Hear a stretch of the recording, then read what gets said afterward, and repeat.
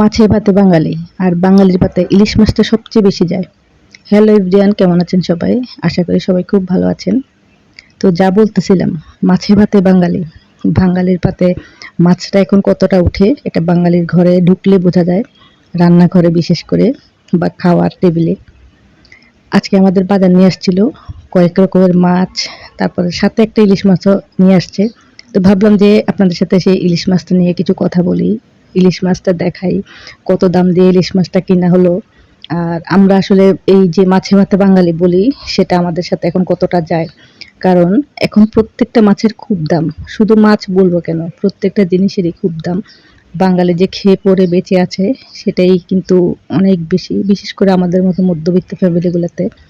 আর আমাদের কাছে ইলিশ মাছটা একটা এখন স্বপ্নের মতো, যে কোনোদিন যদি বাজার থেকে একটা ইলিশ মাছ নিয়ে আসে, সেটা যে কি খুশি হয় বাসার সবাই, যে যাক আজকে একটা ইলিশ মাছ নিয়ে আনলো।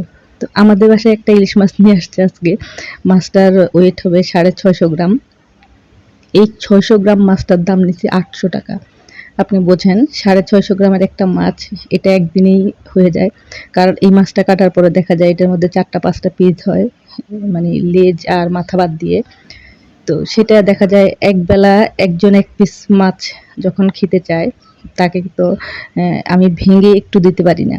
তো ইলিশ মাছটা এতটা আমাদের কাছে এখন খাওয়াটা আর কি এতটা কঠিন হয়ে গেছে, মনে হয় যেন আমরা শখ করে বছরে একবার একটা ইলিশ মাছ খাবো, এটাই আমাদের কাছে অনেক বড় একটা পাওয়া। এই ইলিশ মাছটা কিন্তু ছোটবেলায় দেখতাম যে এত পাওয়া যাইত বা এত ইলিশ মাছ তখন দেখতাম বাসায় খুবই ইলিশ মাছ আনা হচ্ছে, কিন্তু এখন বর্তমানে এটা পাচ্ছি না।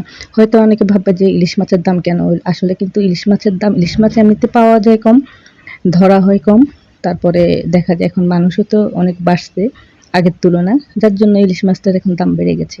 তো বাঙালি আসলে মাছে ভাতে এখন কতটা যে খায়, কতটা যে বেঁচে আছে মাছ ভাত খেয়ে, সেটা বাঙালির পাত্রের দিকে তাকালে বোঝা যাবে যে সে কতটা মাছ খাচ্ছে। আমরা কিন্তু এখন মধ্যবিত্ত ফ্যামিলিগুলো খুব হিসাব করে আমাদেরকে চলতে হয়। সপ্তাহে দেখা যায় আমরা 4 দিন 5 দিন যদি মাছ খাই দিই, হ্যাঁ? দেখা যায় আমাদের অনেক টেনে টুনে মাসটা চালাতে হয় আরকি। তো যাই হোক, সেটা হলো অন্য কথা। যেহেতু ইলিশ মাছ নিয়ে কথা বলতেছি, ইলিশ মাছ এমন একটা মাছ যেটা আসলে রান্না করলে সেটা ঝোল দিয়ে ভাত খাওয়া হয়ে যায়।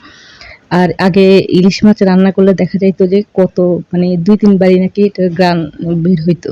এই যে তো তখন বুঝতে পারতো যে এই বাড়িতে ইলিশ মাছ রান্না হচ্ছে আজকে।